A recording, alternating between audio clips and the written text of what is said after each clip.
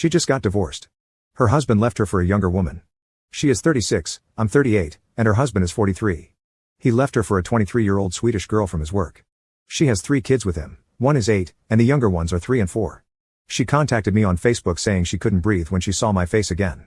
She said I was so handsome, that she had aged, and went on with all this stuff.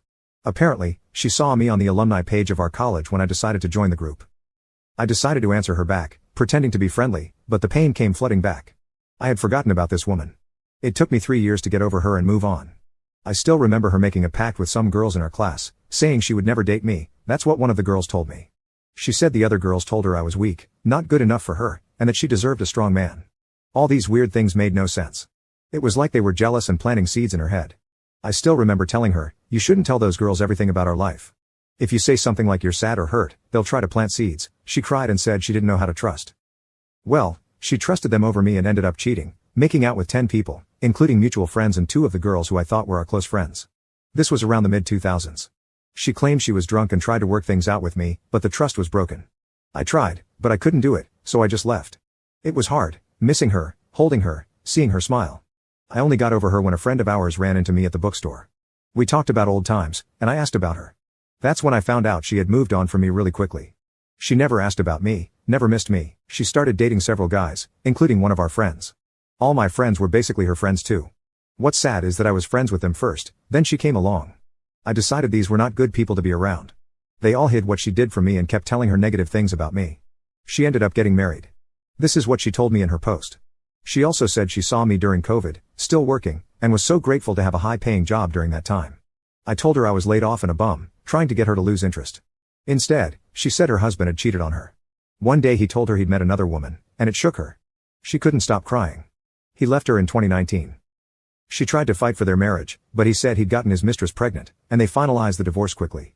She said she wants full custody but lets him see the kids from time to time. That's the least he could do for the pain he caused. She told me this was the man her sister and girlfriends all approved of. They basically picked him for her. She said he wasn't a good-looking guy or particularly charming, but he had a head on his shoulders and took care of his mom and family. She told me, this was the guy I chose over you, and when she said that, she started crying. She asked me about my life, whether I was married or had kids. I said no. Then she started messaging me photos of us together, talking like everything was back to old times. That's when I started getting enraged. Like, how does this woman think everything is fine now? Does she not remember how she ended our relationship? She took their side over me, left me for dead, and never cared to check up on me. Now she only contacts me after losing her looks, getting abandoned by her husband, and being used up. I tried to remain calm, but then she asked to hear my voice. She said, "Can I call you?" I figured, okay. The moment I said hello, she started crying. She said, "I can't believe it. My stomach is empty. I miss your voice. I can't breathe," and tears were just flowing. I said, "Are you okay? Don't cry." She kept telling me how she couldn't stop thinking about me, about how I used to smile at her, how I made her laugh, how spontaneous and charming I was. She even remembered the cologne I used to wear, everything. Meanwhile, I was sitting there on the phone, containing myself, feeling mixed emotions. I was happy and sad at the same time, happy to hear from the woman I once loved so deeply, but sad because she stabbed me in the back and never cared about me. We talked for a bit, and then she asked to meet up just one time. I hung up the phone. She texted me saying, "I'm sorry." I texted back, "Sorry for what?" She couldn't answer directly. Instead, she said, "I need to see you in person. It's easier for me to explain." I told her it was best we didn't meet in person, especially with COVID and all. She replied, "No, they let you eat outside now. We can catch a bite. I need to see you or I'll crumble." She then admitted, "I listened to the wrong advice. I should have listened to you, but I struggled. I cried for days back then, trying to decide. My friends and family told me you were a bum and would never amount to anything, that you were just a pretty boy who would cheat on me." She claimed that's why she cheated on me, to get me to stop loving her. She said she thought I would never stop loving her otherwise. She kept saying how much she regretted everything, how she should have stood by me, and how she suffered for the choices she made. But I didn't want to hear it. I told her, "Please don't bring that up. It's hurting me too. I don't want to get angry. It's the past.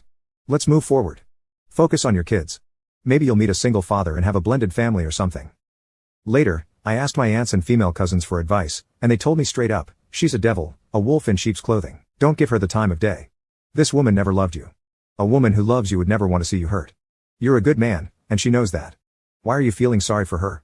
One of my aunts added, "Ask yourself this, when you were hurting, was she there for you? If you were in her shoes, would she have done the same for you?" I realized the answer was no, she wouldn't have. Then, just recently, Her girlfriends messaged me, trying to guilt trip me. They said, if you really loved her, you'd give her a second chance. That pissed me off. Loved her? Second chance? What about me?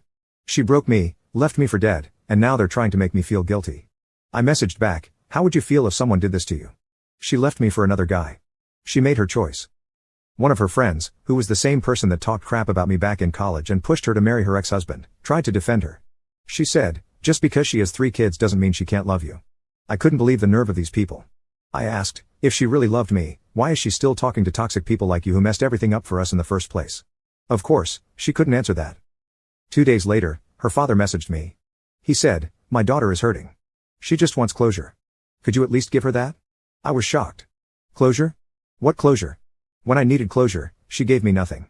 She left me for dead. And now this is the same man who hated my guts back in college, who loved her husband because he was stable, and now he's trying to guilt me into giving his daughter what she wants. It's insane. I'm glad my family reminded me of the truth. Her father and her toxic friends are just trying to clean up the mess they made, and they're using me to do it. I won't let them. I struggled for days, but I eventually made a mistake. I met up with her. I already regretted answering her messages on Facebook and letting her call me, but meeting her in person, that was a whole new level of bad decisions. When I arrived, she was already waiting outside the restaurant. I didn't even recognize her at first. I saw someone crying with their hands covering their face. Then she saw me, ran up, and hugged me, but I didn't hug her back. My hands stayed at my sides. She was making a scene, crying, and people were starting to stare. An older woman walked by and asked, are you guys married? Is he coming back from the service? I replied, no, just an old college friend. The woman smiled and said, well, she's awfully emotional for just a friend. You two are cute together. I already knew this was a bad idea. We sat down to eat outside. She looked older, had gained some weight, and was acting like everything was fine. She kept saying how much she missed me and how her heart was pounding. She even showed me pictures of her daughters, and I just said, they look just like their father. She smiled, but I didn't feel anything. After we finished eating, I suggested we walk to a nearby park to talk privately. Once we sat on a bench, I got straight to the point. Why did you want to meet me?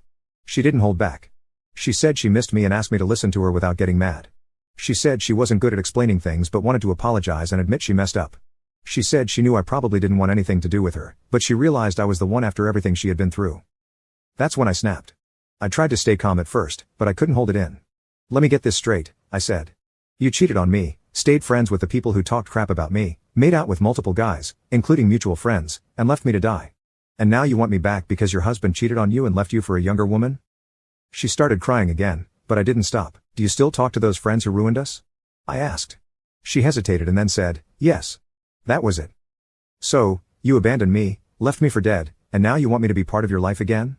After everything you did, after you married someone else and had kids with him, what do I get out of this? What do you have to offer me that someone else doesn't? You already cheated on me, you already betrayed me, and you still talk to those people who destroyed us. And you think I'm some kind of sucker who's just going to forgive you because you're crying now? She broke down sobbing, saying, I don't know how to say it. I'm sorry. I beat myself up every day for what I did to you. I yelled, you're full of it. You moved on from me. You dated other guys. You married someone else. I was the one who was left to pick up the pieces, thinking it was all my fault. And now, years later, when you've lost everything, you want me back. Do you even realize how offensive this is? She kept crying, saying she was sorry and didn't know what else to do. I told her, you'll go back to your sisters and your friends after this, and they'll tell you the same crap they always do, that you're never wrong and you deserve better. You'll listen to them because you've always let them control you. That's who you are, you can't think for yourself. Then I told her the harsh truth. I loved you. I wanted to marry you. I wanted you to have my kids. If you had married me, I'd still be with you today. But you chose them over me. You destroyed us. And now, you're sitting here asking for forgiveness, but you haven't even cut those toxic people out of your life. She kept crying and said she had to leave because her sister was babysitting and needed to get to work. I walked her to her car, and she tried to hug me again. I said no, but she insisted, so I let her hug me. She even smelled my neck and whispered, I miss your scent, your cologne. When I got home, she sent me a text before bed. I will not stop fighting for you. You were right. I gave myself to others, but I never felt what I felt with you. I listened to the wrong advice, and I paid for it dearly. You deserve someone younger and better, but I will still fight to prove to you that I'm sorry and that I'll change. I didn't reply. 2 days after I stopped talking to her, she kept sending me messages on Facebook, but I didn't respond. Just before Christmas, she sent me another message and a voicemail asking what I'd be doing for the holidays. She included some cheesy quote about forgiveness and a story about someone who didn't mature until later in life. It was clear she was trying to justify herself, saying she didn't realize the pain she caused until she lost everything. I ignored her. Then, one of her friends messaged me, calling me a pathetic excuse for a man. She said I was a coward and didn't deserve my ex. She claimed I was weak for not forgiving her and accused me of only loving my ex for her looks, saying I was shallow because now that my ex wasn't as good looking, I didn't want her anymore. That pushed me over the edge. I replied, what do I get out of this? She cheated on me, abandoned me, and had kids with another man, the guy you helped her marry. And now you're blaming me for not wanting her back? Are you serious? Her friend couldn't even respond. Instead, she sent a talk to the hand emoji and said, you lose her. It's 2021. Women deserve better. Bye. That was it for me. I blocked her friend too. But it's insane how entitled these people are. They tried to guilt trip me because my ex would be spending New Year's alone for the first time. Like, what kind of logic is that? There's a pandemic, everyone is spending New Year's alone. They just wanted me to feel bad and take her back. I hope people reading this learn from my mistakes. Avoid toxic women with manipulative friends. They'll ruin your life just like they tried to ruin mine. My ex hasn't changed. Her friends haven't changed. They're still as toxic as ever, and I'm finally free of all of them. Her friends' toxicity didn't stop even after I blocked them. They found ways to circumvent the block and continued to message me on different platforms. I didn't reply to my ex or her friends anymore, but the manipulation didn't end.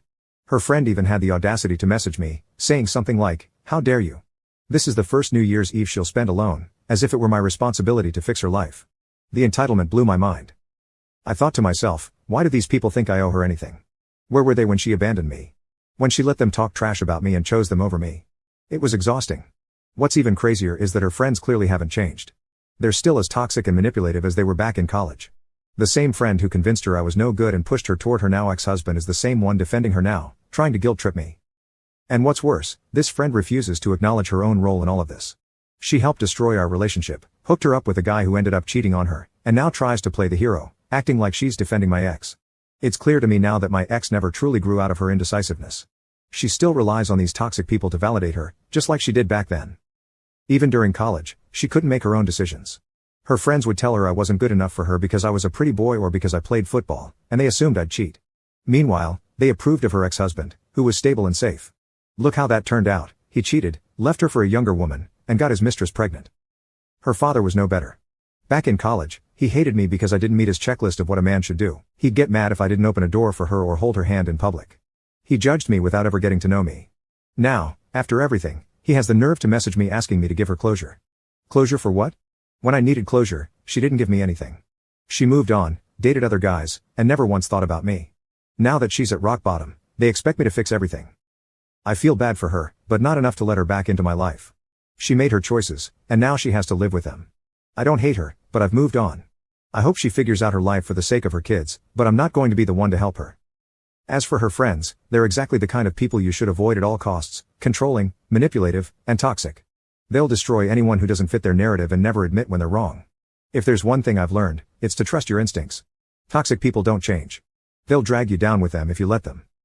I blocked her, her friends, and even her father after that. I don't need their drama in my life anymore. I've spent years rebuilding myself, and I'm not about to throw it all away because of their guilt trips and manipulation. I deserve better, and for anyone else dealing with something similar, so do you. Don't let anyone convince you otherwise. The final straw for me was realizing just how much her toxic circle still controls her. Even after everything, she hasn't cut ties with these so-called friends who manipulated her back then and continue to do so now. It's like she's stuck in a loop, relying on people who don't have her best interests at heart and who never cared about the damage they caused. When I met her in person, she admitted that she still talks to them. That was a huge red flag for me. These are the same women who told her I was too good-looking and weak just because I played football and modeled for a while. They planted seeds of doubt, claiming I would cheat, despite the fact that I was nothing but loyal to her. Yet, they're the ones who approved of the man she ended up marrying, the man who cheated on her and left her with 3 kids. The irony is almost laughable. And her father? He always judged me, saying I wasn't manly enough because I didn't meet his outdated standards of what a man should do. Meanwhile, the guy he approved of destroyed his daughter's life. Now he has the audacity to ask me to give her closure? I don't owe her or her family anything. When I needed closure, they left me with nothing. I realized something important after that meeting. She hasn't really changed. Sure, she's older, has been through a lot, and regrets her choices. But deep down, she's still the same person who lets others make decisions for her. She still relies on toxic people to guide her, even when those same people are the reason her life fell apart. She didn't fight for us back then, and she's not fighting for herself now. She's just looking for someone to save her from the mess she created. What really gets me is the entitlement. Her friends and family act like I'm obligated to forgive her and take her back, like I'm some sort of consolation prize now that she's hit rock bottom. They don't see me as a person with feelings or a past that was shattered by her choices. To them, I'm just a solution to her problems. But I'm not. The messages from her friends were the tipping point. They tried every angle, guilt, manipulation, even insults, to get me to reconsider. One of them called me shallow for not wanting her back now that she's not as good looking. Another said I was a coward for not forgiving her. It's insane.